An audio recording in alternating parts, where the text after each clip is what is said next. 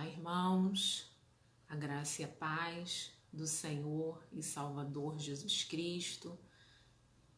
Nós vamos dar início ao culto Quarta com Graça da PIB em Jardim Olavo Bilac. Nós estamos entrando agora pelo Facebook, da nossa igreja. Em instantes estaremos dando prosseguimento ao nosso estudo bíblico. Desde já eu quero dar as boas-vindas a todos que estão conosco neste momento ao vivo e os que são membros da nossa igreja e os que são visitantes também, que de alguma maneira possam estar prestigiando aí a nossa live. Irmãos, hoje o assunto me lembrou a música Jesus, que doce nome. E eu quero te convidar a um momento de reflexão, de inspiração, para falarmos com Deus, antes de darmos início ao nosso estudo bíblico. Vamos orar? Santo Deus, eterno Pai, eu te louvo, Senhor, e bendigo o teu santo nome. Só o teu nome é santo, Senhor. Ó Deus, eu te agradeço pelo privilégio de te adorar, de render culto a ti com os irmãos da PIB em Jardim Olavo Bilac. Obrigada por mais esta oportunidade. Obrigada por mais este estudo bíblico, Senhor. Ó Deus, eu te agradeço porque irmãos nossos completaram mais um ano de vida esta semana, ó Pai, nestes dias. A irmã Andréia, a irmã Aline, a irmã Beth, é misericórdia do Senhor sobre a nossa igreja. Nós te clamamos, Senhor, pelo neto da irmã Edna, ó Deus, que se encontra enfermo, que o Senhor vá ao encontro, Senhor, desta vida, Senhor, nesta hora, trazendo recuperação, Senhor, em nome de Jesus, não só a ele, mas a todos quantos se encontram enfermos, Senhor, membros, Senhor, da PIB Jardim Olavo Bilac e dos seus parentes, ó Deus, dos seus familiares. Que o Senhor tenha misericórdia de nós, que o Senhor venha ministrar tua cura, Senhor, sobre a nossa família, Pai. Que o Senhor nos livre de todo mal, que o Senhor nos conduza, Senhor, em adoração a ti, através do estudo bíblico, Senhor, e que possamos te conhecer cada dia mais, e que esse conhecimento, Senhor, produza em nossas vidas uma adoração genuína e verdadeira, da qual só o Senhor é digno. Em nome de Jesus nós oramos. Amém. Amém, queridos irmãos. Vamos dar então início ao nosso estudo bíblico desta noite. Nós estamos no segundo trimestre de 2021, revista Palavra e Vida, cujo tema do trimestre é os 10 mandamentos para os dias atuais. Será que é possível pensar que os 10 mandamentos eles são para hoje? Nós podemos refletir, trazer princípios dele para as nossas vidas hoje, na contemporaneidade? Então é isso que nós vamos estar discutindo um pouco nesta noite, o porquê devemos dar crédito aos 10 mandamentos. Primeiro, irmãos, estar compartilhando alguns outros termos que também querem dizer, fazem menção aos 10 mandamentos, ampliando um pouco mais o nosso entendimento e o nosso vocabulário acerca desse tema. Então você vai ter que os 10 mandamentos também são conhecidos como decálogo, lei moral de Deus, código de leis, tábuas do testemunho ou tábuas da aliança, ou até mesmo os 10 mandamentos podem ser conhecidos como um pacto teocrático. Dito isto, eu acredito que os irmãos aqui da live hoje já conhecem os 10 mandamentos, já tiveram o prazer de de lê-los no Antigo Testamento, mais precisamente no Pentateuco, conhecido como a Lei do Senhor, os livros da lei, e mais especificamente no livro de Êxodo, capítulo 20, e também temos o registro destes mandamentos também no livro de Deuteronômio. Então, eu quero nesse momento relembrar com os irmãos os 10 mandamentos, trazendo-os de forma resumida e ao mesmo tempo relembrando um princípio correspondente a cada mandamento, tá? Então, esse primeiro momento da nossa aula, nós vamos falar sobre os 10 mandamentos de forma geral, falar da sua importância, das suas características, o que ele tem a ver com a nossa vida hoje. E num segundo momento de nossa aula, nós vamos tratar especificamente sobre o terceiro mandamento, tá? Que já vamos ver já. Então vamos relembrar, eu não sei se você consegue dizer os 10 mandamentos de cor, se você já conseguiu decorar. Mas vamos nós. O primeiro mandamento, nós já estudamos o primeiro e o segundo, não é verdade? Então fica mais fácil de lembrar. O primeiro mandamento diz assim: amar a Deus sobre todas as coisas. O que esse mandamento traz como princípio para as nossas vidas? O monoteísmo, que nós cristãos temos um único Deus. O segundo mandamento, não fazer ídolos nem imagens para adorar. Então, esse Deus, ele é suficientemente invisível, como nós estudamos na quarta-feira passada. E isso traz o princípio de contra-idolatria. Cristãos não são idólatras, eles adoram a um único Deus. O terceiro mandamento, que nós vamos dar ênfase nessa noite, fala: não tomar o nome de Deus em vão. E o princípio inerente a este mandamento é contra profanação. O cristão não deve profanar o nome de Deus. O quarto mandamento fala: descansar no sétimo dia e dedicar esse dia a Deus. Traz como princípio o descanso e a adoração. O quinto mandamento, honrar pai e mãe, que tem relação de princípio com o respeito aos genitores. O sexto mandamento, não matar, tem a ver com o respeito à vida alheia. O sétimo mandamento, não cometer adultério, nos traz como princípio uma vida pura. O oitavo mandamento, não furtar, nos traz como princípio a honestidade. O nono mandamento, não dar falso testemunho contra o seu próximo, nos traz como princípio a veracidade. E por fim, o último mandamento fala: não cobiçar as coisas de seu próximo, que nos remete à ideia de respeito à propriedade alheia. Será que esses princípios são pertinentes, são importantes para o tempo que nós estamos vivendo, irmãos? Eu acredito que sim. Eu acredito que o irmão e a irmã também vai concordar que nós precisamos ter todos estes princípios em nossa mente e na nossa prática de vida.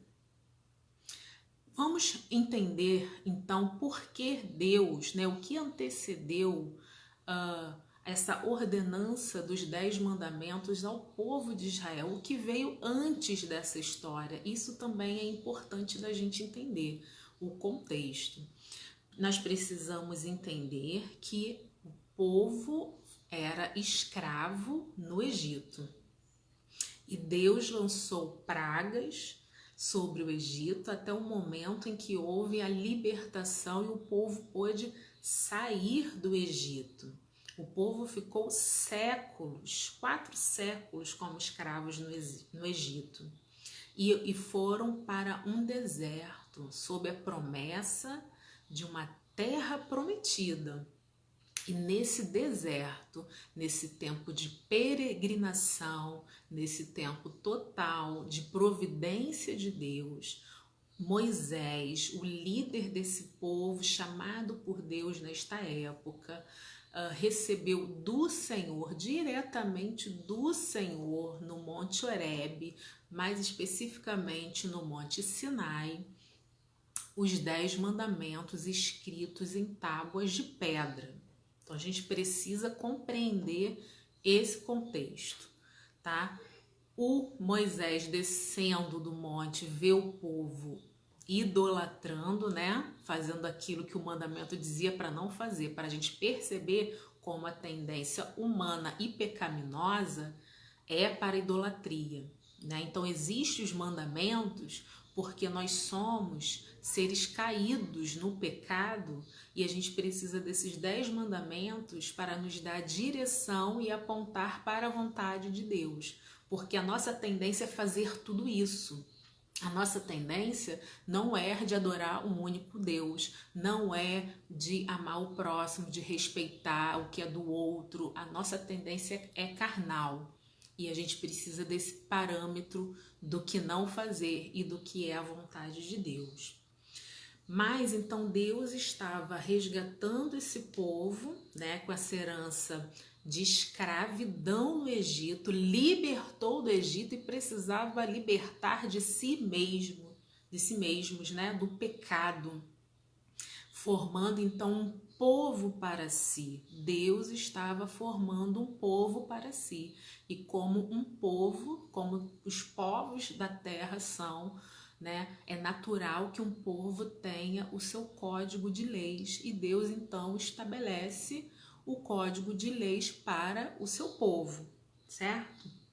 Então, um código de leis voltado para deixar a mentalidade de escravo e passar a ser uma nação escolhida por Deus, uma nação que vivia sob promessa, né? Então, como nós dissemos, esse Deus, que é um Deus de pacto, um Deus de aliança, ele tem na base desse código de leis, dessa aliança, a obediência.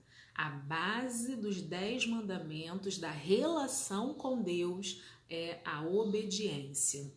E nós podemos entender esses 10 mandamentos dividindo-os de duas formas. Um primeiro grupo de mandamentos referentes ao nosso, vamos dizer assim, a primeira tábua, referentes ao nosso relacionamento com Deus, o nosso relacionamento vertical, e uma segunda tábua, que são os últimos, né, a metade dos últimos mandamentos, né, falando a respeito do relacionamento com o nosso próximo, porque nós manifestamos o nosso relacionamento com Deus quando nos relacionamos com o nosso próximo. E só poderemos ter uma relação digna com esse próximo se a nossa conduta for baseada no padrão divino de relacionamento. Ok, irmãos?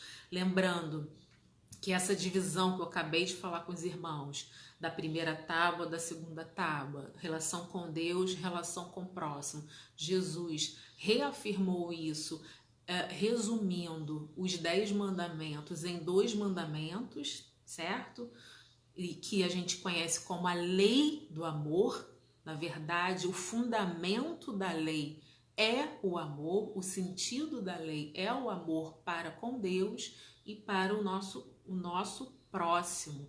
Nós podemos comparar os 10 mandamentos como um contrato entre noivos, né? E Deus, então, ele quer exclusividade nesse relacionamento e por isso ele nos dá esse padrão dos 10 mandamentos, assim como nós queremos ser exclusivos no nosso relacionamento conjugal. Então Deus quer ser único também em nossas vidas. Então ele estabelece esse padrão a partir desse contrato. Vamos fazer assim uma comparação bem rasa para compreendermos, tá? Então Deus faz questão de deixar registrado a sua lei moral, o seu padrão moral, para que pudéssemos conhecer, né? Isso não é oculto. A vontade de Deus, ela foi revelada na sua palavra. E nós podemos compreender de forma muito direta através destes 10 mandamentos. Nós vamos ver que os 10 mandamentos vão se expressar de forma negativa e de forma positiva. A maioria negativa. Não faça isso, né? Deus nos dando a direção do que não fazer. Aquilo que ele falou, aquilo que ele não falou que não podemos fazer, nós temos a liberdade de fazer. Então, como nós vamos ver hoje, um mandamento negativo: não devemos tomar o nome de Deus em vão, ok? Então, acerca dos 10 mandamentos, Jesus fez menção destes no Novo Testamento e Jesus ratificou, confirmou a importância dos 10 mandamentos. Em Mateus 5, do 17 ao 19, vai dizer: não pensem que vim abolir a lei ou os profetas. Não vim abolir, mas cumprir. Digo-lhes a verdade: enquanto existirem céus e terra, de forma alguma desaparecerá da lei a menor letra ou o menor traço, até que tudo se cumpra. Todo aquele que desobedecer a um desses mandamentos, ainda que dos menores, e ensinar os outros a fazerem o mesmo, será chamado o menor no reino dos céus. Mas todo aquele que praticar e ensinar estes mandamentos será chamado grande no reino dos céus. Então, irmãos, esse trecho que eu acabei de ler, ele traz algumas questões que eu quero enfatizar. Primeiro, que Jesus veio cumprir a lei. E, como já sabemos, todos céus e terra passarão, mas a palavra de Deus não passará. Então, assim é também com os 10 mandamentos, uma palavra eterna. E ele vai dizer que fez uma comparação: quem obedece e ensina os 10 mandamentos é considerado grande no reino dos céus. Mas quem desobedece e ainda ensina os outros a desobedecerem é considerado menor no reino dos céus. Precisamos estar atentos a isso. Nós vamos ver também paralelos dos princípios dos 10 mandamentos no Sermão do Monte, em Mateus capítulo 5, por exemplo, em diante. E nós vamos ver que, na verdade, Jesus, proferindo o Sermão do Monte, foi muito mais enfático, foi muito mais duro em relação à obediência a essa lei, porque muito mais que um comportamento externo, Jesus requereria de nós a intenção do nosso coração. Precisa haver uma coerência entre aquilo que eu faço e aquilo que eu penso. Logo, devo fazer aquilo que eu penso, e o que eu penso precisa estar de acordo com o padrão moral de Deus. E a lei, ela serve para isso, para mostrar o nosso pecado, para mostrar a nossa fraqueza, o quanto somos insuficientes e Deus é todo poderoso, e pela simplesmente prática da lei não seremos salvos, mas foi necessário que Jesus Cristo fosse morto em sacrifício para que pudéssemos ser salvos e reconciliados com Deus. Mas, ainda assim, precisamos observar os 10 mandamentos, agora com uma coerência entre intenção e ação, e o Espírito Espírito Santo de Deus nos conduzindo em todas as nossas atitudes. Então, queridos, por que estudar os 10 mandamentos? Os 10 mandamentos nos dias de hoje, qual é a sua atualidade? Primeiro que os 10 mandamentos é um instrumento de libertação. Lembra? O povo era escravizado no Egito e nós somos escravos do nosso pecado e precisamos ser libertos disso. E os 10 mandamentos vêm como um parâmetro para nos mostrar do que precisamos ser libertos. Os 10 mandamentos são instrumentos de Deus para o nosso crescimento, para a nossa emancipação pessoal. Os 10 mandamentos é um padrão de comportamento e, acima de tudo, um padrão de fé. Então, queridos, o que nós podemos observar que, como a palavra diz, é mandamento, tem que ser obedecido. Então, se você é cristão, se você aceitou ao Senhor Jesus como Senhor e Salvador, nós temos que obedecer os 10 mandamentos. Se você não é cristão, você não adota essa fé, essa prática, mas se ainda assim conhece os 10 mandamentos e quiser colocar de alguma forma isso em prática, ter isso ali como uma orientação para a sua vida, você vai colher frutos disso, ainda que limitados, mas vai colher frutos disso. Mas deixa eu te dizer uma coisa, sendo cristão ou não cristão, desobedecendo aos mandamentos, à lei do Senhor, a desobediência, ela gera consequências. Então, sabendo que existe ou não os 10 mandamentos, eu acreditando ou não, eu obedecendo ou não, as consequências virão.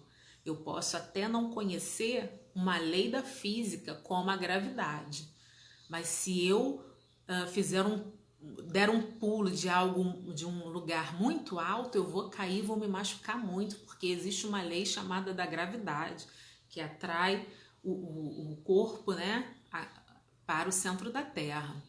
Então, eu posso não conhecer a lei da física, eu não estudei isso, mas ela existe e ela gera consequências. Então, assim também é com os 10 mandamentos. Então, agora a gente vai entrar mais especificamente na nossa lição. Lição número 4, tá? Tratando do terceiro mandamento. O nome que está sobre todo nome. O texto áureo da nossa lição é Êxodo 20, verso 7. Não tomarás em vão o nome do Senhor teu Deus, pois o Senhor não deixará impune quem tomar o seu nome em vão. Então, esse nome, por que não devemos tomar o nome de Deus em vão? Agora aqui num papum. Primeiro, é um nome que está sobre todo nome, ok? Agora vamos esclarecer uma questão que causa muitas dúvidas. É um mandamento negativo, te dizendo para o que não fazer, e não está dizendo para você não falar o nome de Deus, mas está dizendo que você não deve falar o nome de Deus em vão. Isso é uma questão importante que a gente precisa já pontuar logo de início, certo? Nós vamos ver, agora entrando na introdução da nossa lição, nós já vimos a respeito dos 10 mandamentos que Jesus ratificou e confirmou a lei. Agora nós vamos ver especificamente sobre este mandamento de não tomar o nome de Deus em vão, o que Jesus disse em relação a isso. Tá? Nós vamos trazer isso para a nossa introdução. Então nós vamos ver que na oração modelo registrada em Mateus 6, no verso 9, vai dizer assim: portanto, vós orareis assim: Pai nosso que está nos céus, santificado seja o teu nome. Então, Jesus já inicia a oração reverenciando o nome de Deus, dizendo que Ele é santo. E é por isso que não devemos tomar o nome de Deus em vão. Mas o que Jesus fala a respeito disso? Ele repreende os fariseus. Em Mateus 5, dos versos 33 ao 36, vai dizer assim: outro sim, ouvistes que foi dito aos antigos, não perjurarás, mas cumprirás os teus juramentos ao Senhor. Eu, porém, vos digo que de maneira nenhuma jureis, nem pelo céu, porque é trono de Deus, nem pela terra, porque é o escabelo de seus pés, nem por Jerusalém, porque é a cidade do grande rei, nem jurarás pela tua cabeça, porque não podeis tornar um cabelo branco ou preto. Seja, porém, o vosso falar sim, sim, não, não, porque o que passa disto é de procedência maligna. Então, nesse trecho, irmãos, nós vemos Jesus sendo contundente, repreendendo os fariseus que tomavam o nome de Deus em vão, fazendo perjúrio, ou seja, fazendo um juramento, colocando o nome se garantindo no nome de Deus. Por quê? Porque a própria palavra já não era suficiente. O sim, eu vou ao tal lugar, não era mais suficiente, digno de confiança. Era necessário dizer sim, juro por Deus que vou em tal lugar, ou não, juro por Deus que não vou em tal lugar, dando um exemplo, né? Mas Jesus está nos confrontando nessa noite que a nossa palavra seja suficiente e que não seja necessário cometer perjúrio. Isto é pecado. Outra, né, afirmação sobre Jesus a respeito deste mandamento de não tomar o nome de Deus em vão. Lá em Mateus 28, versos 18 e 19, Jesus nos autoriza a usar o nome de Deus, porque não é proibido usar o nome de Deus. O que é proibido é usar o nome de Deus de forma vã, de forma leviana. E essa é a maior compreensão da lição dessa noite que precisamos ter. Então Jesus nos autoriza a usar o nome de Deus. E chegando-se Jesus falou-lhes dizendo: é-me dado todo o poder no céu e na terra, portanto ide, fazei discípulos de todas as nações. E vai falar para batizar em nome do Pai, do Filho e do Espírito Santo. Então é um exemplo de quando se usa o nome de Deus e que não é vão, na hora do batismo, por exemplo. Então agora a gente entra no tópico 1 da nossa lição, a importância do nome. Para a gente entender que não se deve tomar o nome de Deus em vão, a gente precisa compreender que o nome de uma pessoa é algo importante. O nome de uma pessoa vai trazer consigo a origem, certo? Vai falar um pouco da história de uma pessoa. Quando você fala o nome, quando você pronuncia o nome de uma pessoa, você já lembra da história dela, do caráter dela. Não é meramente o nome, Danúbia, não.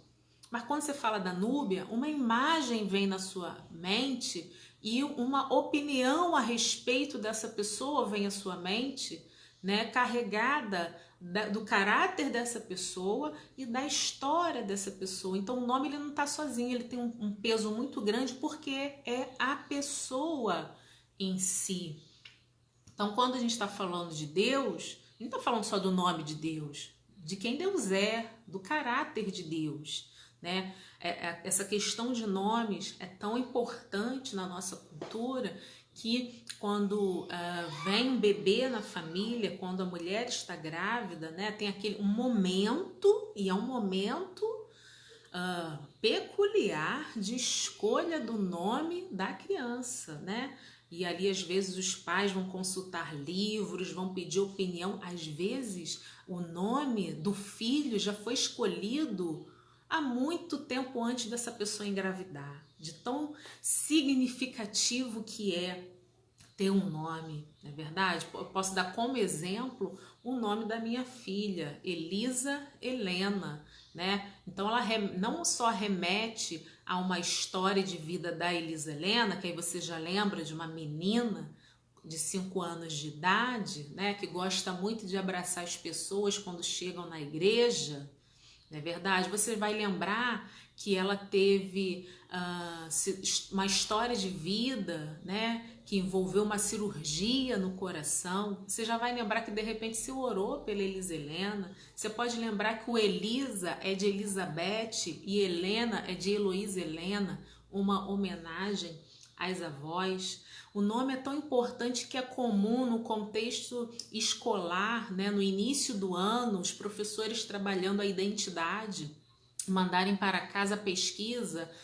Pergunta aos seus pais como escolheram seu nome, qual é o significado do seu nome, não é verdade?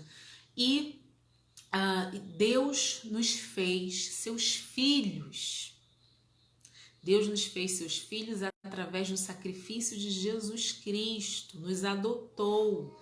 E assim como nós, como filhos carnais, queremos zelar pelo nome dos nossos pais carnais, né?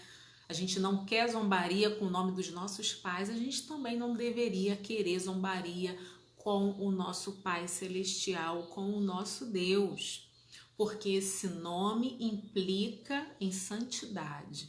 Quando a gente fala de Deus, a gente está falando de Todo-Poderoso, de um Deus santo, de um Deus que é provedor, que é criador e tantos outros atributos.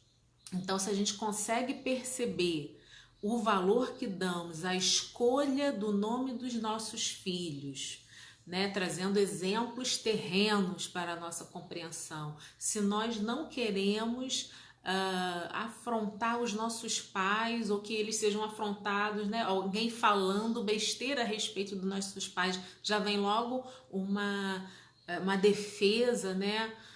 A gente quer logo defender, a gente não quer ouvir falando mal dos nossos. Então, a gente também deve sentir incômodo quando o nome de Deus é tomado em vão. Porque o nome, ele tem uma importância, porque o nome representa a própria pessoa em si. Tópico 2, irmãos, da nossa lição, vai falar consequências de usar o nome de Deus em vão. Ou seja, o que não se deve fazer. Porque quando se toma o nome de Deus em vão, a gente tem que entender que isso é pecado. É quebra de mandamento, e todo pecado ele precisa ser confessado e abandonado, certo? Então, o que seria tomar o nome de Deus em vão? E sabendo o que é tomar o nome de Deus em vão, a gente precisa ter uma atitude de maior vigilância para não fazer isso. Falar o nome de Deus em vão é falar sem fé. É quando não se acredita nem que Deus existe, mas solta assim, pelo amor de Deus. E a pessoa nem professa essa fé. Isso é tomar o nome de Deus em vão. É falar o nome de Deus sem necessidade. O copo caiu. Ai, meu Deus! O que Deus tem a ver com o copo caiu?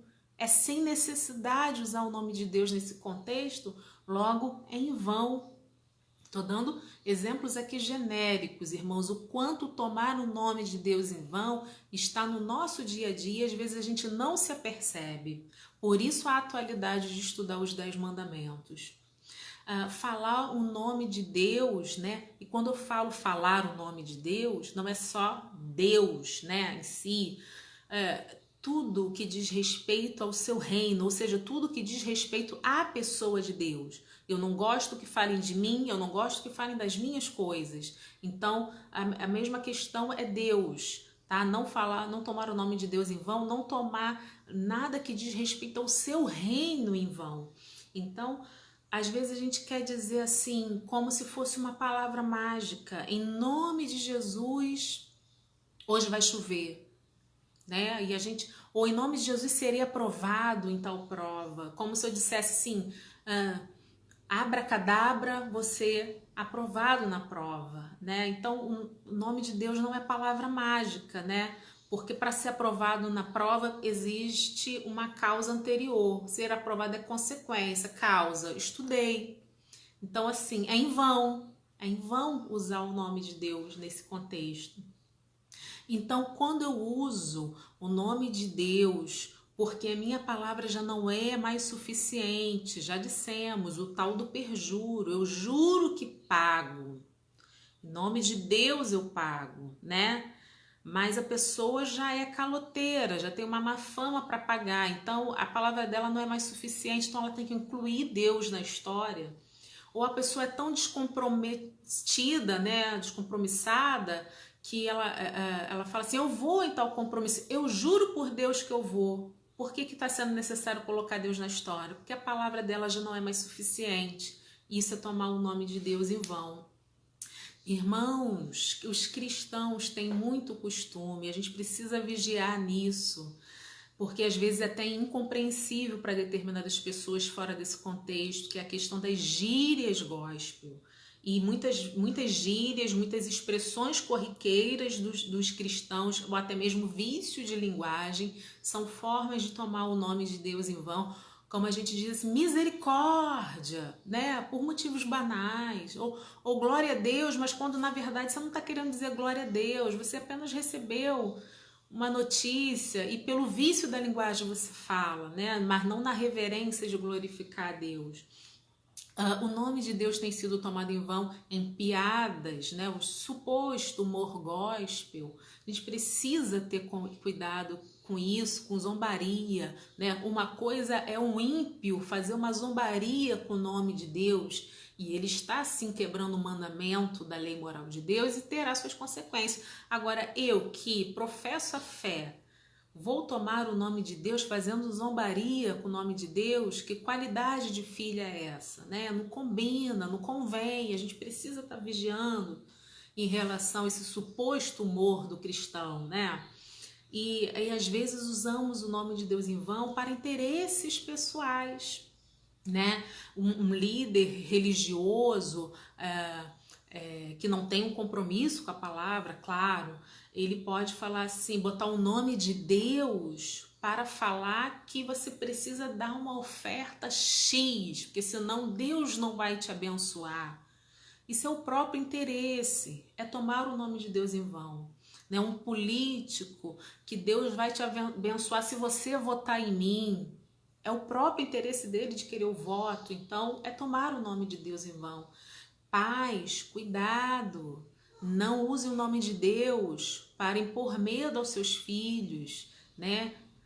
Faça isso trazendo a consciência aos filhos da consequência dos atos, mas não dizer Deus vai te castigar se fizer isso ou aquilo. Precisamos ter cuidado. Às vezes o pai e a mãe quer a obediência do filho e vai colocando o nome de Deus em vão no meio da história, e o filho cresce com uma ideia distorcida de Deus, um Deus carrasco, um Deus que pune, e depois essa pessoa cresce e não consegue ter um relacionamento íntimo com Deus, porque foi distorcida ali na infância essa relação. Irmãos, um outro muito comum, né? A gente precisa vigiar para não cometer este pecado e nem para ser vítima deste pecado, que é o Deus me falou. Deus me falou que você é assim assado, aquilo. Então, isso é tomar o nome de Deus em vão, porque quando eu coloco o Deus me falou, porque eu não quero ser contestada. Então, algo é do meu interesse, então Deus me falou que você deve fazer isso. Mas eu coloquei o Deus me falou porque eu não quero ser contestada, né? Eu quero que acredite logo de primeira. E será que Deus falou mesmo? Será que não é só a minha vontade? Será que não é só a minha imaginação? Então, assim, falar em nome de Deus é algo muito sério, né? Eu acredito que Deus fala conosco e a suprema revelação é a sua palavra, mas precisamos ter o discernimento se não estamos tentando, estamos de certa forma, uma maldade, falando Deus me falou para convencer alguém a fazer alguma coisa, ou se também nós estamos sendo ingênuos de cair no Deus me falou dos outros, tá, irmãos? Então, a questão aqui é o seguinte: formas de tomar o nome de Deus em vão. E tudo isso mostra o quê? Uma imaturidade.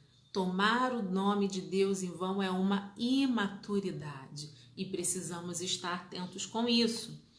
O tópico 3 da nossa lição: como usar o nome do Senhor de forma digna. Já falamos sobre aquilo que não devemos fazer e que é tomar o nome de Deus em vão. Então, o que devemos fazer e que não é tomar o nome de Deus em vão? É quando eu digo o nome de Deus e de fato a minha intenção condiz com aquilo que eu falo. É quando eu digo Deus te abençoe e de fato eu desejo que Deus abençoe determinada pessoa. Ou quando eu digo vai com Deus e de fato eu quero a bênção de Deus para aquela pessoa indo para algum lugar. Eu não estou dizendo vai com Deus, tipo, quero me livrar dessa pessoa, né? Mas de fato a intenção condiz com o que se fala. Isso não é tomar o nome de Deus em vão e isso pode ser feito. É quando eu falo o nome de Deus com reverência, reconhecendo quem Ele é, o poder dEle e a santidade dEle. Quando eu falo o nome de Deus para o adorar, né? Senhor Deus, eu te adoro por quem Tu és, eu não estou tomando o nome de Deus em vão. Nesta lição, por exemplo, eu já tive que falar várias vezes o nome de Deus. E isso não é um pecado, porque o objetivo de eu estar falando o nome de Deus é um ensino. Então é uma finalidade que vai edificar o corpo de Cristo. Não é leviano, não é zombaria, não é o meu próprio interesse. Mas em que situações eu posso falar o nome de Deus e isso não é tomar o nome de Deus em vão? Quando eu canto e cantando pronuncio o nome de Deus, né? E de fato estou racionalizando naquilo que eu estou cantando, eu não estou só num piloto automático, né? Cantarolando uma melodia, mas eu estou pensando sobre o que eu estou falando. Isso não é tomar o nome de Deus em vão. Nas orações, nós comumente repetimos o nome de Deus, né? Então, irmãos, é uma questão, falar o nome de Deus tem que envolver reverência, reconhecimento de quem Deus é, tem que envolver uma fé, tem que envolver coerência, boas intenções, e tudo isso não é tomar o nome de Deus em vão. Se no tópico anterior nós falamos sobre o que é tomar o nome de Deus em vão e aquelas atitudes revelavam uma imaturidade, agora quando eu digo para os irmãos os exemplos do que é uma forma positiva de falar o nome de Deus, isso está revelando a intimidade que eu tenho com esse Deus. Então nós precisamos deixar de ser imaturos e tomar o nome de Deus em vão e passarmos a ser maduros, ter uma fé consistente a partir de uma intimidade com Deus. E isso, irmãos, vai trazer consequências, chegando então na conclusão do nosso estudo nesta noite. Nós vamos perceber, irmãos, que uma sociedade que toma o nome de Deus em vão é uma sociedade secularizada, distante de Deus. E o contrário, uma sociedade que reverencia o nome de Deus e que tem uma palavra de confiança, onde não é necessário cometer perjúrio, é uma sociedade mais desenvolvida, é uma sociedade de confiança. Então, essa atitude individual e de fé, de não tomar o nome de Deus em vão, ela pode reverberar para um contexto maior e o nome do Senhor ser glorificado, a começar por mim individualmente, no contexto da minha família, de não estarem tomando o nome de Deus em vão no contexto da minha igreja local. E, quem sabe, o não tomar o nome de Deus em vão venha a ser a cultura de uma sociedade, de forma que a cultura do reino venha a ser estabelecida. E eu tenho certeza que a obediência a este mandamento atrairá bênçãos para a nossa vida. Amém, irmãos? Que Deus abençoe a sua vida, que esse estudo possa edificar e fazer diferença na sua vida, que você possa meditar sobre essas palavras. E quero deixar 2 avisos. Nós estaremos juntos virtualmente aqui no Facebook no próximo domingo, 2 de maio, na Escola Bíblica Dominical, às 9h30 da manhã. À noite, no domingo, culto presencial às 18 horas, dando início ao mês da família, a mordomia da família em tempos de crise. Eu quero convidar você, membro da PIBJOB, a estar presente. Quero convidar você, querido visitante, a também estar conosco. Deus te abençoe, fique na paz, em nome de Jesus. Amém.